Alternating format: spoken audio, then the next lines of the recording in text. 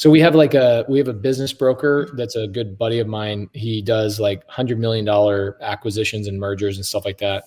And so he's coaching us along on like, what would that exit be in 10 years? And so the funny thing is, like, I think the biggest change that we've made as well, Stratton, is that we've branched away from focusing on wholesalers.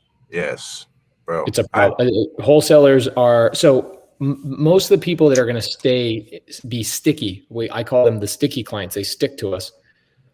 The clients that are the stickiest are the ones that are utilizing creative finance because they have more longevity.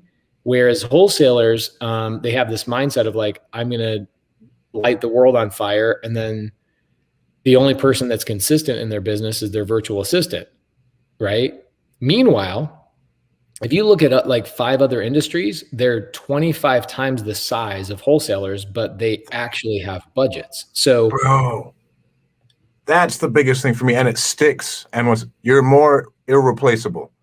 Yeah, right. With the wholesalers, you're replaceable. Like, what's going on? I'll come in, step in, handle a bunch of stuff for you instead of just cold calling, and then you're irreplaceable. You're the person who gave me that idea too. I'm telling you. Yeah. So like we're doing bookkeeping as well now too. So we brought in a full-time bookkeeper who's my personal bookkeeper. And then we're putting people underneath her and we're building out a bookkeeping section. And in that process, we picked up a bunch of clients that were like trucking companies and insurance brokers and all sorts of stuff. And it's like, holy crap, these people are like expecting to pay $15 an hour for a virtual assistant. Meanwhile, a wholesaler's like, how do I get my virtual assistant to work for $3.50? You know what I'm saying? Like we're constantly having that conversation about budget with wholesalers. And I don't know what it is.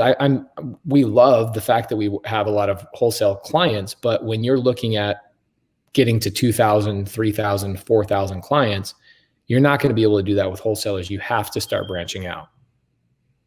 Thank you so much for tuning into this episode of the Winning Move Podcast. I hope it helps you make all the right moves in your life and business. Please make sure to go like and subscribe on any podcast platform that you're listening to, and make sure to go follow me on Instagram @StratDaddy. Thank you guys so much. I'll talk to you soon.